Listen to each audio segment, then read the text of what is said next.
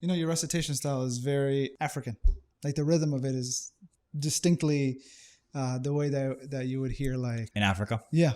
Yeah, that's true. That's what we're going for. Specifically, the Sudanese recitation is even more unique, but I've never been able to actually pick it up. But if I could pick it up... But you have the rhythm for it. I would never stop reciting in the Sudanese way. I just love it. Who is a Sudanese reciter that you think hits it on the nail? The most famous one's name right now is 𝐍𝐚𝐦𝐿 Ahmed. So he's going to pull it up right now. Yes. App called TV Quran. Look, he's the second guy on here. Okay. So what are you pulling up? We'll do a zilzala.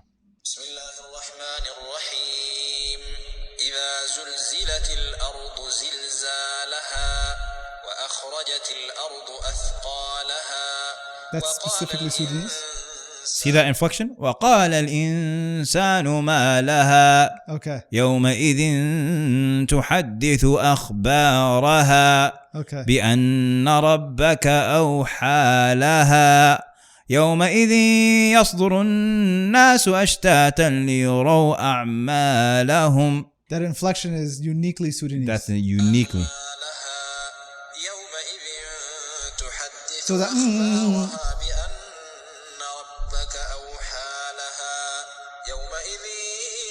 See, even without me hearing him recite this, I knew he was going to recite that part like that because it just follows.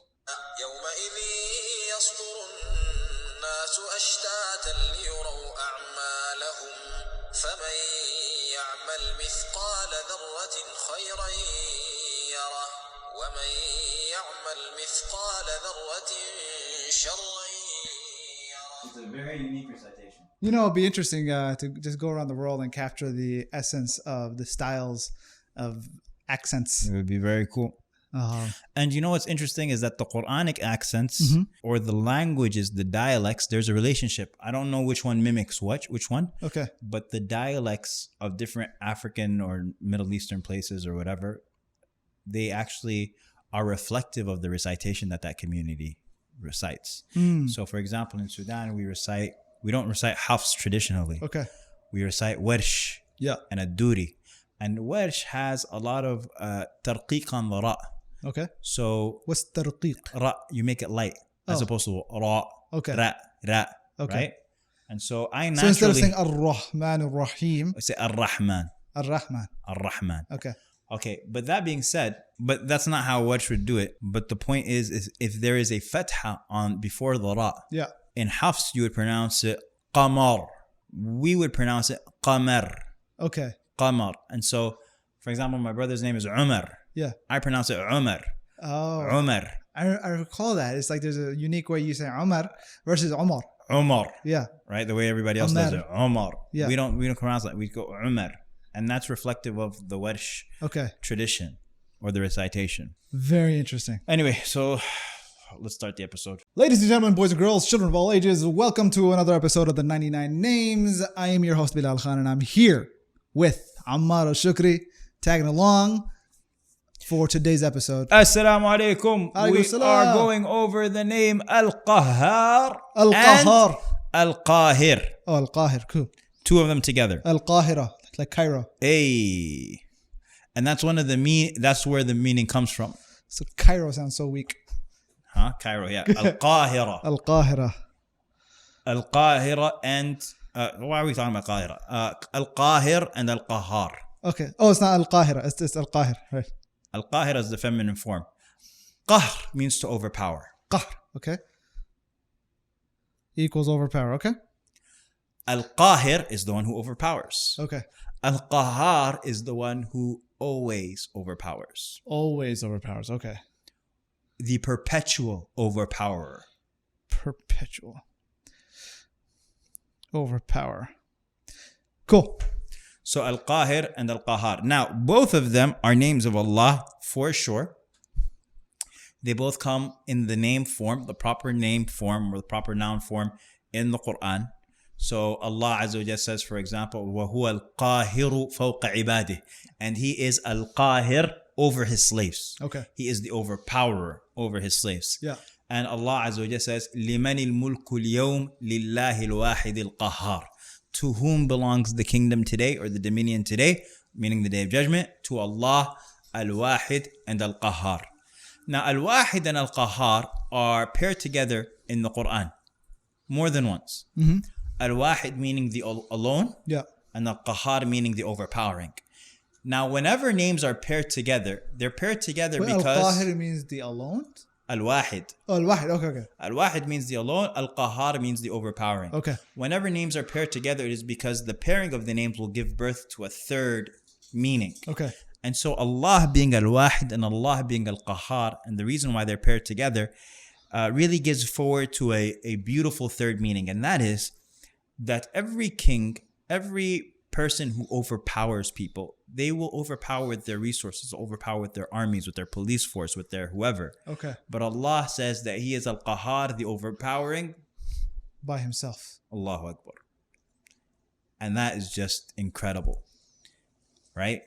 You should get goosebumps when you see that, because it's not His angels. Don't think that it's because of His angels that Allah overpowers, or because of His soldiers, or because of anything like that. And no army, and no, it's just like, He is it. He is it, you know? So it's not about the angels who guard Jahannam, and it's not about... It's like He's in no need of those angels either. He is Al-Wahid Al-Qahhar. He is the alone and the overpowering. And so for example, two verses in which Allah pairs Al-Wahid and Al-Qahhar together. Allah says in Surah Ghafir, verse 16, يوم هم بارزون لا يخفى على الله منهم شيء لمن الملك اليوم لله الواحد القهار. Allah Azza wa Jalla says, the day where they come forward, nothing concerning them will be concealed from Allah. To whom belongs all sovereignty today? To Allah, the one, the prevailing. So on the day of judgment, sovereignty belongs to Him, and He is the one, the overpowering. And in Surah Ibrahim, verse 48, Allah says, يوم تبدل الأرض غير الأرض والسماوات وبرزوا لله الواحد القهار. On the day the earth will be replaced by another earth, and the heavens as well, and all creatures will come out before Allah, the one, the overpowering. And so this idea of the day of judgment, don't get it twisted, don't be confused, don't misunderstand. It's not about anyone other than Allah Azza wa Jal. That is where all the power is, and that is the one who is overpowering everyone else. It's interesting because the name being appropriate, because I met a guy, he was working for Islamic Relief in New Orleans. His name was Abdul Qahhar. The dude was like a 6'3" dude, jacked. Yeah. Now he teaches. I don't remember meeting you in New Orleans.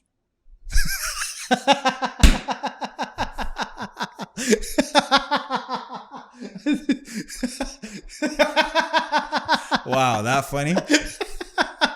It took me a second to get it. It's like, what are you talking about? Like, were you there with me when I was doing this stuff? It's like, I'm thinking of some other third guy that was I thought you were describing me. I'm sorry. Oh, man. Okay, no. The guy was taller than me. Significantly taller than me. I see. But no, mashallah, I think he was a convert. And he was appropriately Abdul Qahhar, but he also teaches Muay Thai kickboxing in Puerto Rico. Nice. So, but yeah, I think the idea that I think is a good mindset to go in with if you're going to go into a fight. That Allah is Al-Qahhar, very true. And so now when we talk about, we wrap up this video with some of the fruits of Al-Qahhar. One of them is that you never feel outpowered, outmanned, outgunned, because Allah is the source of all power. That is the name that you access and you invoke when you feel like you are outpowered. Yeah. That you invoke that Allah Azza wa Jal being Al-Qahhar. Also, it causes a person pause against sinning against Allah, because you recognize that Allah is Al-Qahhar. And who you're going up against. That is who you're going up against. Yeah. And so when Allah declares war on this person, or declares war on that person, or threatens this person, that you recognize that there's no point in time in which you're going to be able to outpower Allah. He will always outpower everyone. And so take that into serious consideration when Shaitan whispers anything to you. And that is it. That is Al-Qahhar. And we're done. Jazakumullah khair. Sallallahu alayhi wa sallam. Muhammad wa ala alihi wa sahbihi wa sallam.